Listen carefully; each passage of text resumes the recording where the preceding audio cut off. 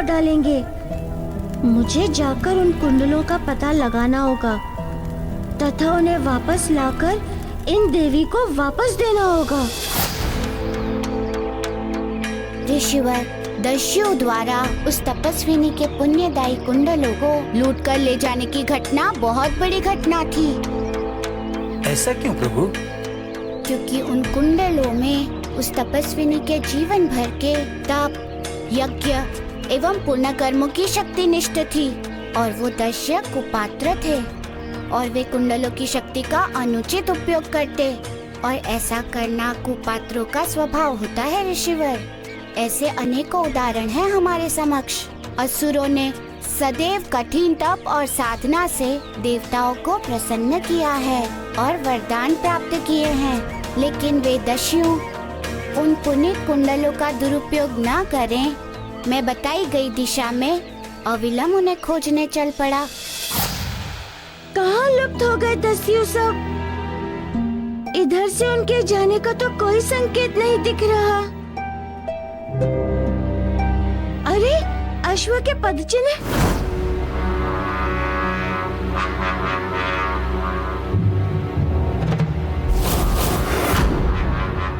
हो न हो ये उन्हीं दस्युओं के अश्वों के पदचिन्ह हैं। इन्हीं चिन्हों को पकड़कर चलता हूँ, मिल जाएंगे आगे।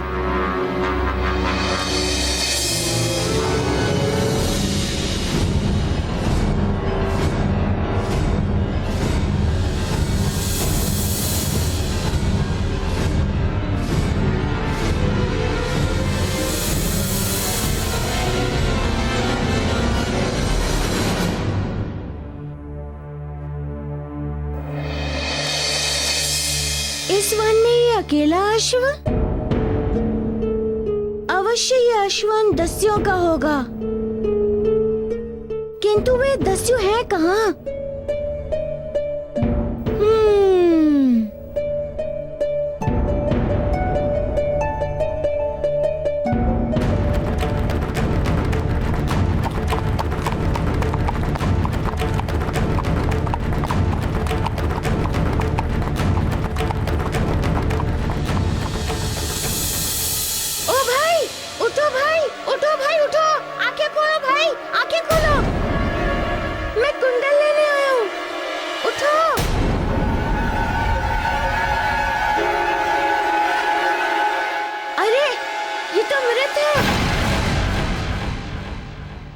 अब मैं किससे पूछूं? इससे पूछता हूँ।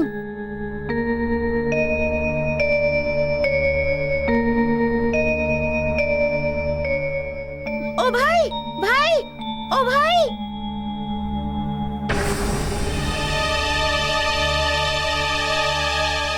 भाई, मैं उन कुंडलों को वापस लेने आया हूँ।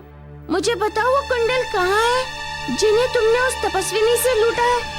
ये भी बताओ कि तुम्हारी ये हालत किसने की? हमारी ये हालत करकट नाग ने की है।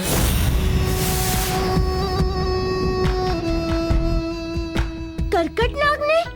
परंतु क्यों? कैसे? तुम लोग तो अश्व पे थे। वो बहुत ही शक्तिशाली नाग है। उसे उस दिव्य कुंडल के बारे में ज्ञात हो गया था।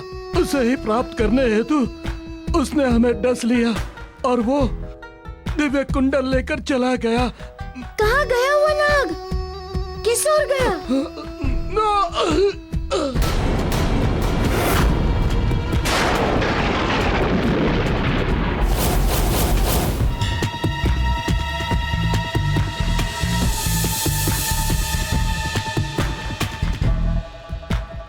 अब क्या करूं मैं? इसकी तो मृत्यु हो गई।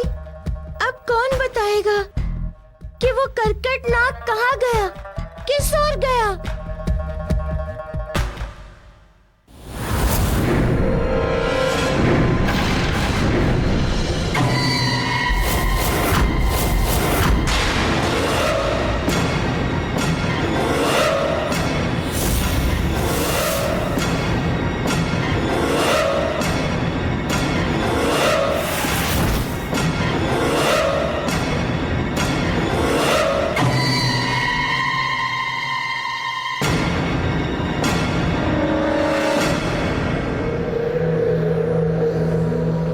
प्रतीत होता है कि ये उसी नाग का चिन्ह है। इसका अर्थ ये हुआ कि वो इसी ओर गया है।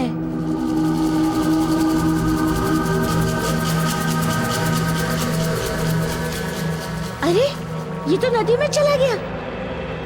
अब मैं क्या करूं? नदी में जाकर कैसे लाऊं मैं उन कुंडलों को वापस?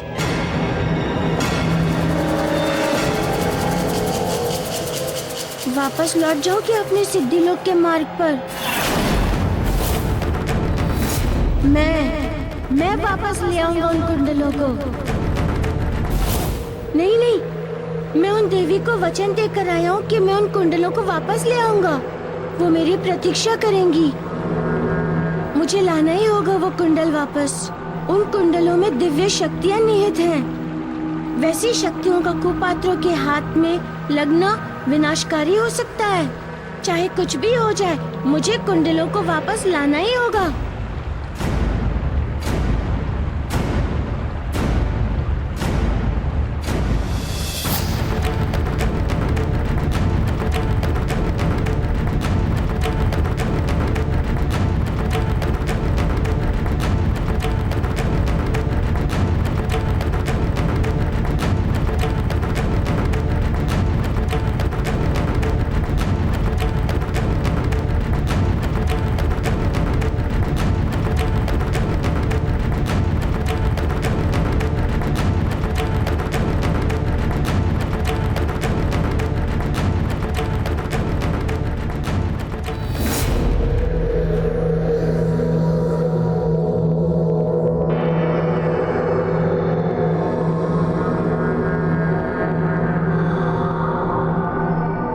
ये तो पाताल लोक है।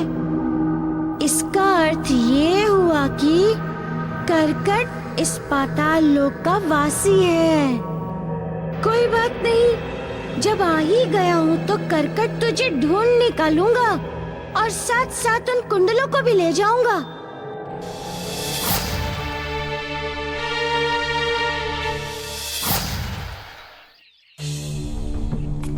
कुबुद्धि,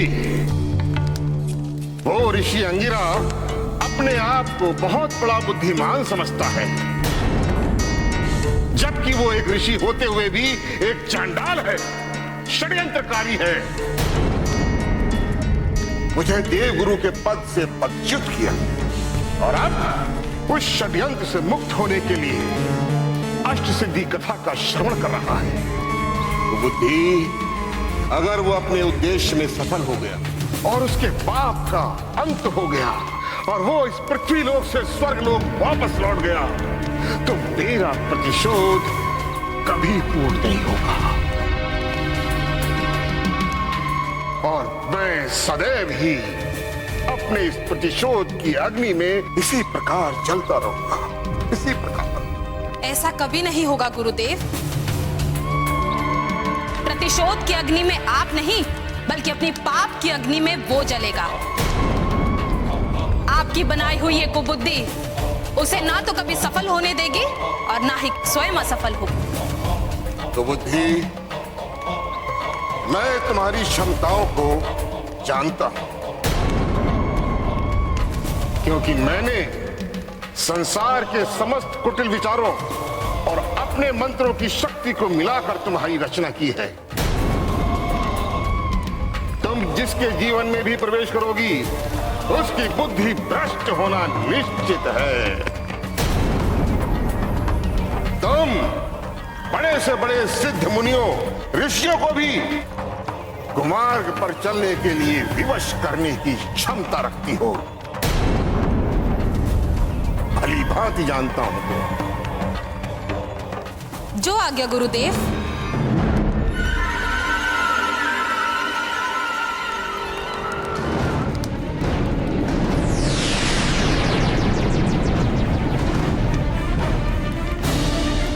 अंगिरा, जिस प्रकार मैं अभिशप्त जीवन जी रहा हूं, उसी प्रकार तुम भी कुबुद्धि के कारण अपना जीवन और विचार दोनों की दिशा बदलने के लिए विवश हो जाओगे। और अब तुम अपनी दुर्बुद्धि के कारण ऐसे रसातल में धंसोगे जहां से तुम्हारे लिए निकलना असंभव होगा, नितांत असंभव।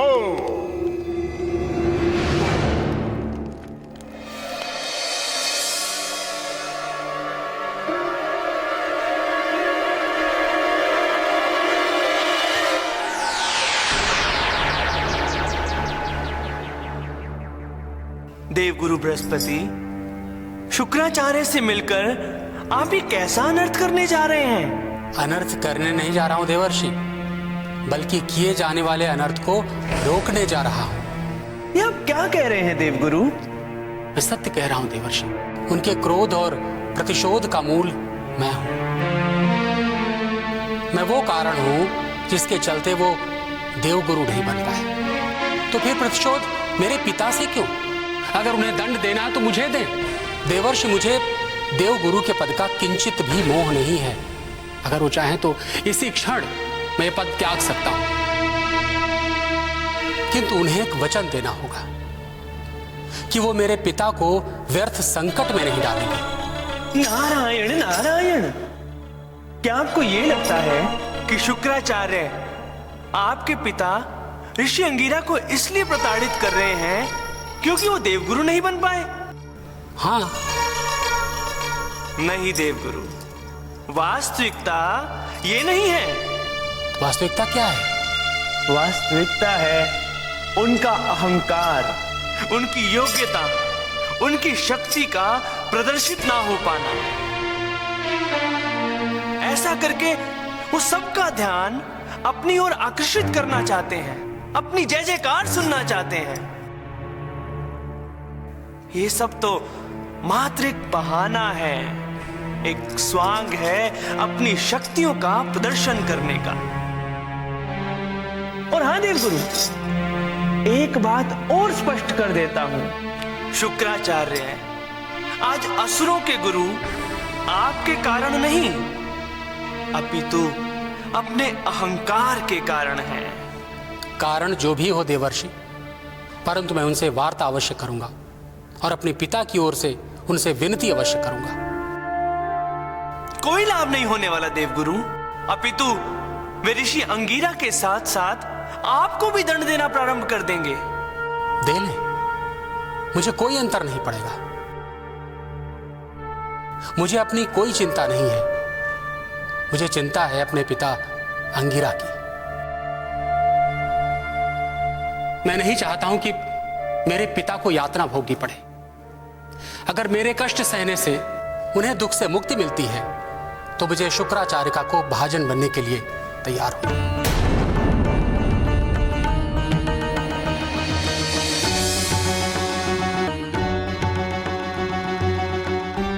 माता लक्ष्मी ने सत्य कहा था कि देवगुरु पितृमोह के वशीभूत हो चुके हैं। अब देवों के गुरु बृहस्पति एवं असुरों के गुरु शुक्राचार्य को मिलने से कोई नहीं रोक सकता।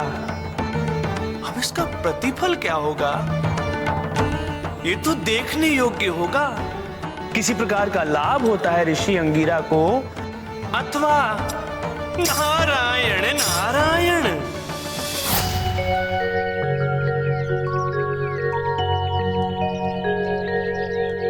ऋषिवर, एक मनुष्य जब कोई बुरा कर्म करता है तो उसका फल भी उसी मनुष्य तक सीमित रहता है, किंतु जब कोई गुरु, प्रमुख अथवा राजा बुरा कर्म करता है तो उसका प्रतिफल उससे जुड़े समुदाय एवं सर्वजनों को भुगतना पड़ता है।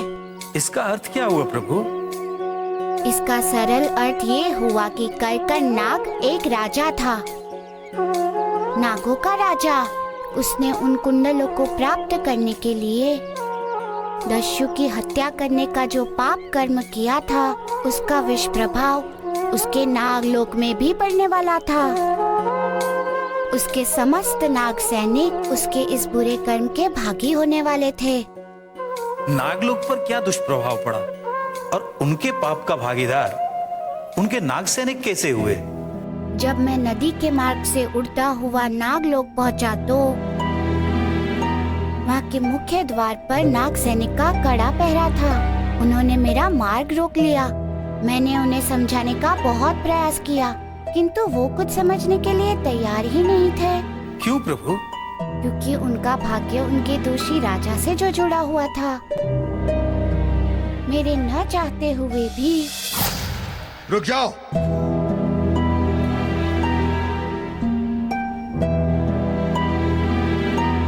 कौन हो तुम और इस नागलोक में कहां घुसे चले आ रहे हो? करकट नाम के एक पातालवासी ने धरती लोक से 2 कुंडल चोरी किए हैं। मैं उसी चोर को ढूंढने और वो कुंडल लेने वापस आया हूँ। मूर्ख वानर, जानते भी हो कि करकट कौन है? वो यहाँ के राजा है, राजा। और तुम उन यदि तुम्हें अपने जीवन से प्यार है तो लौट जाओ यहाँ से। मुझे अपने जीवन से अधिक अपना वचन प्यारा है। मैंने किसी को वचन दिया है कि मैं उन कुंडलों को वापस ले आऊंगा।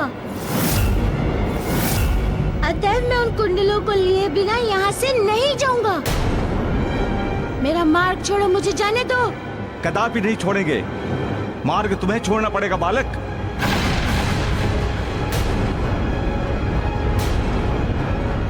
इसका अर्थ ये हुआ कि मुझे तुम लोगों को मेरे मार्ग से हटाने के लिए शक्ति का प्रयोग करना होगा। शक्ति का प्रयोग तुम नहीं, शक्ति का प्रयोग हम करेंगे, क्योंकि तुम्हारी धृष्टता बता रही है कि तुम ऐसे यहां से नहीं जाने वाले।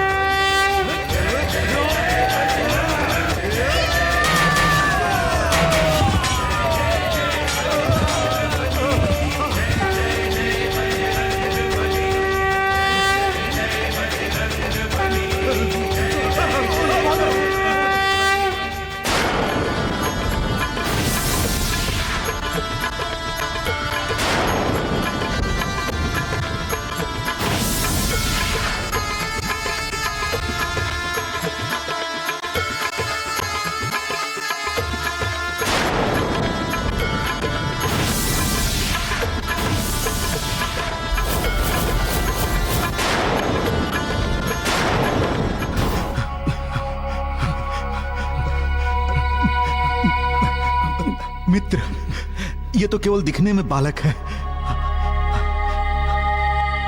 हाँ, इससे पिंड छुड़ाकर भागने में ही लाभ है। सुनो, जाओ अपने राजा करकट के पास और उन्हें बोलो कि हम आए हैं उन कुंडलों को वापस लेने।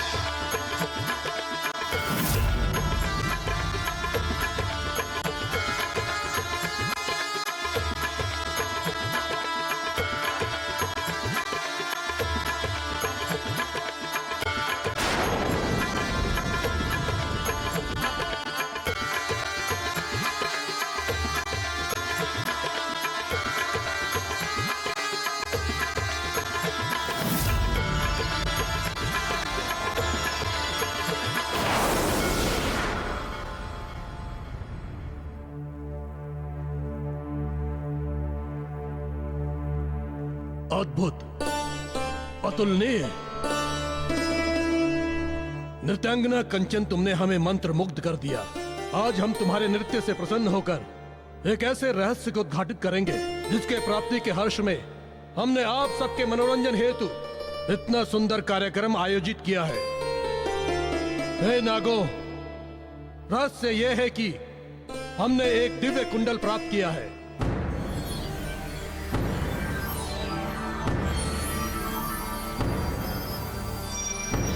जिसकी सहायता से हम कुछ भी प्राप्त कर सकते हैं।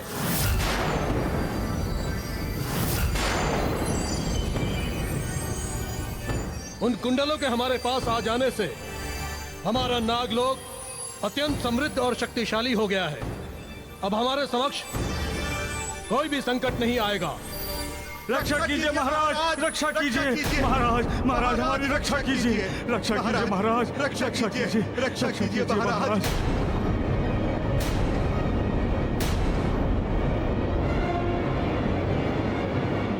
नाग सैनिकों, क्या हुआ?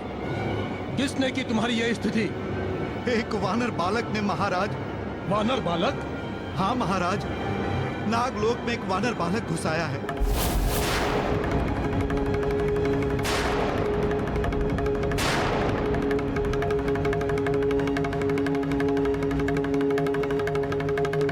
उसी ने हमारी ऐसी स्थिति की है। वो बहुत शक्तिशाली है महाराज। उस वानर बालक के यहाँ आने का प्रयोजन कुछ बताया उसने? वो कह रहा था कि आप पृथ्वीलोक से कुंडल चुरा लाए हैं, वो उसे लेने आया महाराज।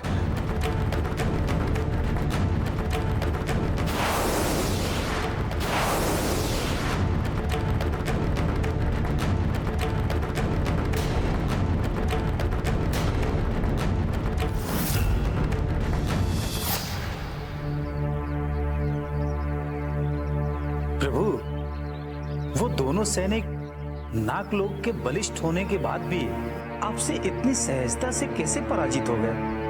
वे मुझसे पराजित नहीं हुए थे ऋषिवर, वे पराजित हुए थे अपने आप से, उनके भीतर के अपराध बोध से, अपने राजा द्वारा किए गए अनुचित कार्य से। ऋषिवर, जब कोई प्राणी असंगत कार्य करता है, वो चूक उसके आत्मबल पर भारी हो जाती है और उसे निर्बल बना देती है, और यही उनके साथ हुआ था। पर वो किसी भी मूल्य में नागलोक में प्रवेश नहीं करने देते। प्राणी की आत्मा सदैव सत्य बोलती है ऋषिवर। समझ गया प्रभु, किंतु ये राजा और प्रजा का क्या संबंध होता है? क्यों राजा के कर्मों का फल उसकी प्रजा को भोगना पड़ता है? वो इसलिए कि प्रजा का पालक राजा ही होता है ऋषिवर। एक राजा अपनी प्रजा का ही तो प्रतिनिधित्व करता है। जब प्रजा के प्रति राजा कार्य नहीं करता है तो प्रजा विद्रोह कर उठती है और उसका पद उससे छीन लेती है। ऐसा होता है, ये तो आपने सुना ही होगा। हाँ प्रभु, ऐसा होता ही है कि जो प्रजा विनम्रता से शीश झुकाती है, वही प्रजा विद्रोह करने पर अपना शीश भी उठाती है। तो वो इच्छा मेरे भक्त में है ऋषिवर, क्योंकि राजा और प्रजा दोनों एक दूसरे के पूरक है।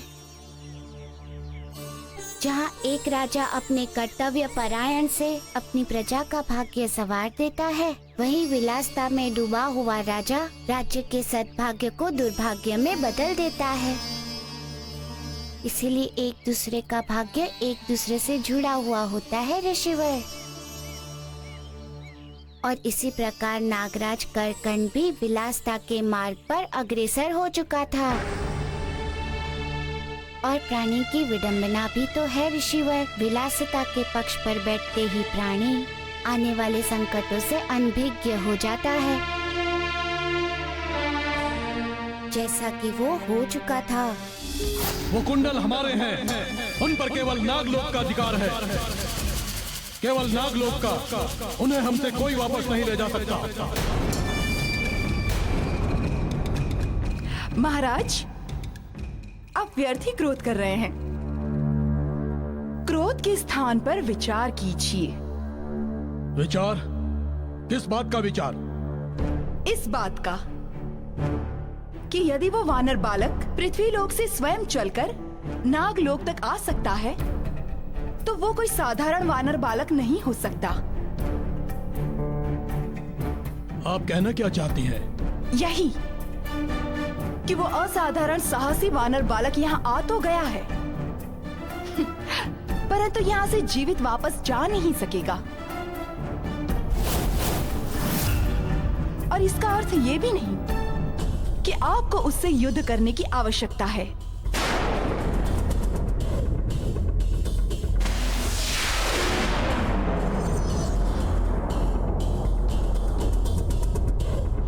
समझ गया अर्थ आपका महारानी, समझ गया।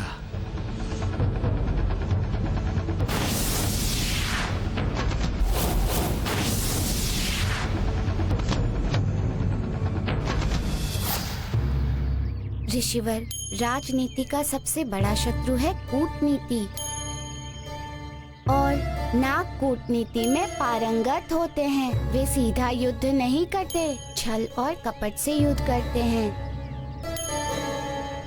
और करकट की भक्ति ने उसी ओर संकेत किया था। किंतु प्रभु, नागराज करकट तो स्वयं बहुत शक्तिशाली थे, फिर उसने आपके साथ छल का सहारा क्यों लिया?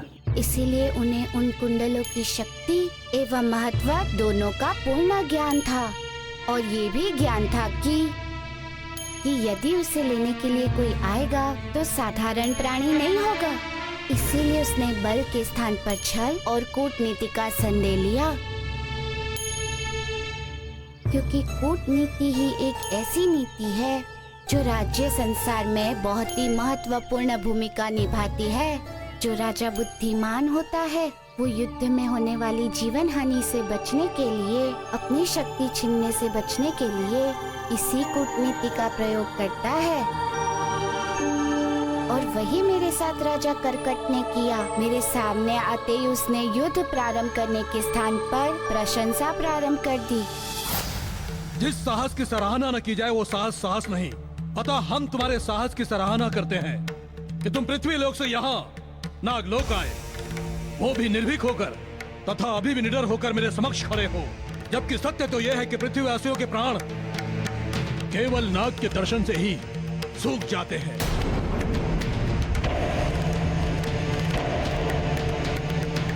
और तुम हो कि निर्भीक नागलोक में विचरण कर रहे हो। तुम में साहस का दंभ भी बहुत है, किंतु जिस संकल्प के हेतु तुम यहाँ आए हो वो अनुचित है। मेरा संकल्प आपके लिए अनुचित हो सकता है, मेरे लिए उचित एवं उपयुक्त है। मुझे उन कुंडलों को वापस कर दीजिए। क्या करोगे उन कुंडलों को वापस लेकर? मैं उन कुंडलों को उनके पास ले जाऊंगा जिनका वो कुंडल है।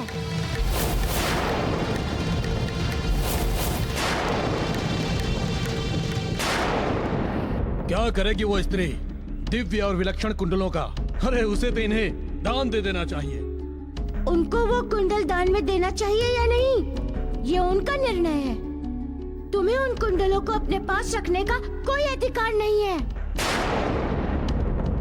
इसलिए वो कुंडल मुझे वापस कर दो। नहीं वानर बालक, मैं उन्हें वापस नहीं करूंगा, क्योंकि अब वे नागलोक की शोभा है। वो मेरे पास, मेरे अधिकार में रहेंगे। किंतु मैं उन्हें लेने आया हूँ, कुछ भी करके, कैसे भी।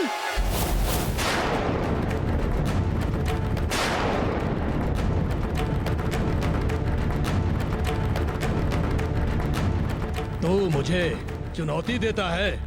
तुम जो समझ लो। यदि ऐसी बात है तो जा, नहीं देता हूं वो कुंडल तुझे। देखता हूं कि तू उन्हें मुझसे कैसे लेता है।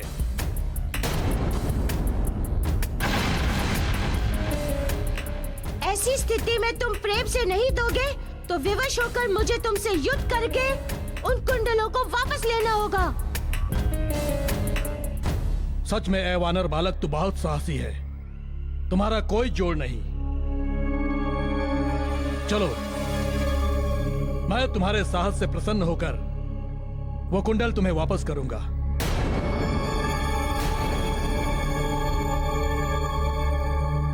तो लाओ, दो। इतनी शीघ्रता क्या है? अभी अभी इतनी लंबी यात्रा करके पृथ्वीलोक से यहाँ आए हो।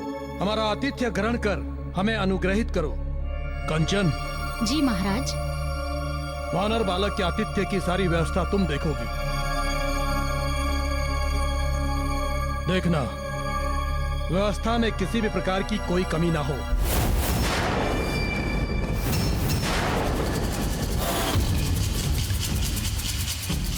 समझे? जी महाराज, कोई कमी नहीं होगी। आतिथ्य के लिए बहुत बहुत धन्यवाद, किंतु मुझे अविलंब जाना है। चले जाइएगा, कम से कम भोजन तो ग्रहण कर लीजिए। तो ठीक है, जब आप लोग इतना मनोहर कर रहे हैं तो आप लोगों का हृदय नहीं तोड़ूंगा।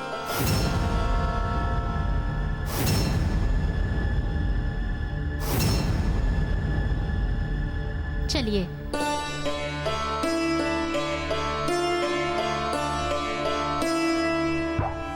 वानर बालक, नागलोक की सबसे विशाली नागिन कंचन के आतिथ्य में तुम हो। आज तक उसके विष से कोई नहीं बच सका, चाहे वो कितना ही शक्तिशाली क्यों ना हो, कितना निर्भीक और निडर क्यों ना हो। अतएव आज तुम भी।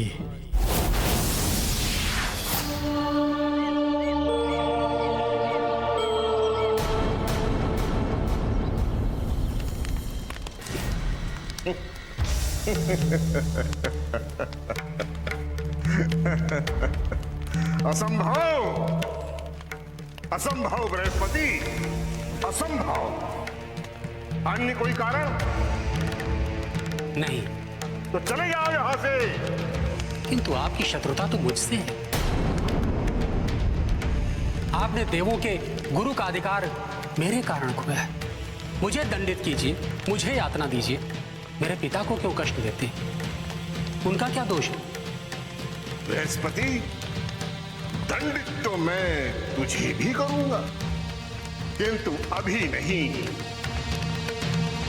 क्योंकि किसी भी वृक्ष और उस वृक्ष पर लगने वाले फल का उत्तरदायी उस वृक्ष का मूल अर्थात जड़ होता है।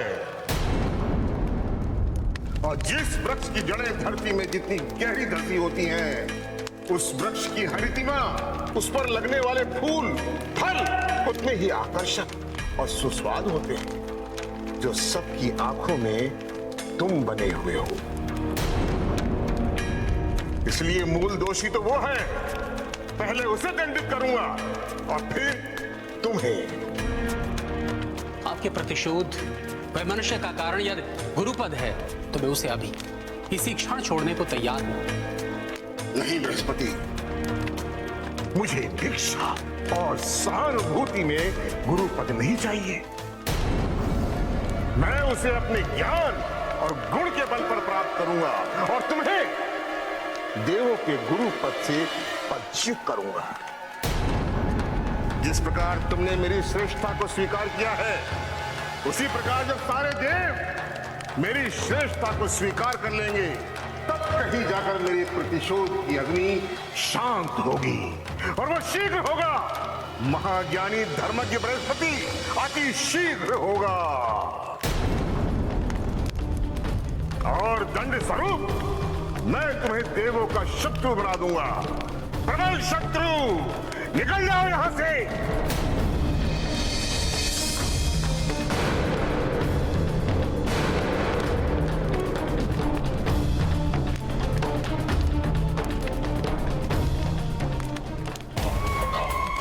तो बुद्धि, सामने आओ।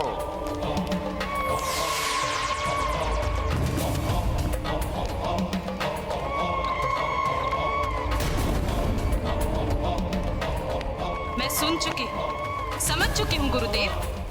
कुबुद्धि वही करेगी जो आप चाहते हैं।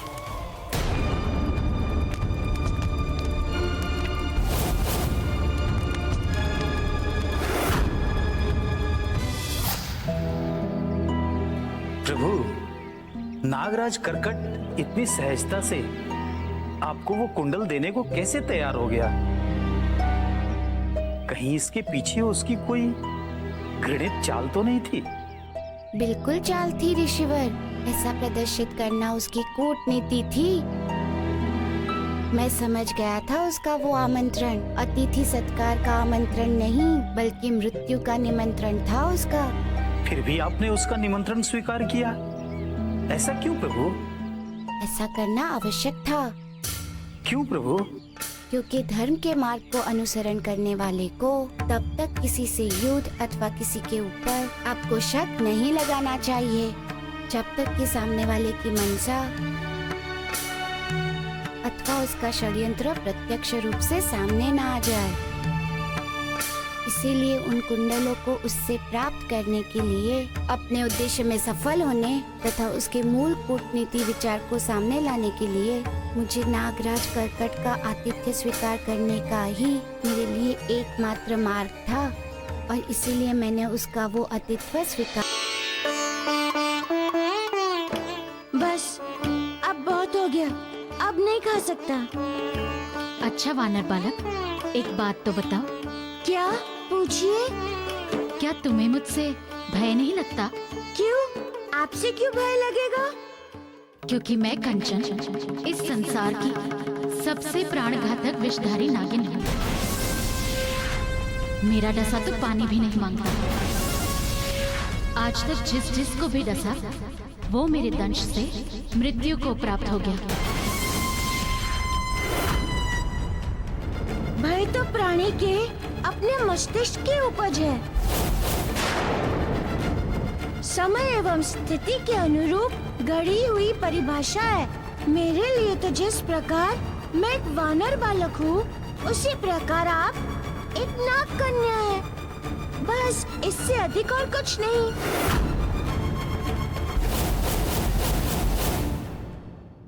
भय तो तुम्हें उस समय ग्रसेगा वानर बालक जब मैं तुम्हें डसूंगी और मृत्यु को तुम अपने समक्ष विकराल रूप में खड़ा देखोगे। तब जानोगे कि भय क्या होता है।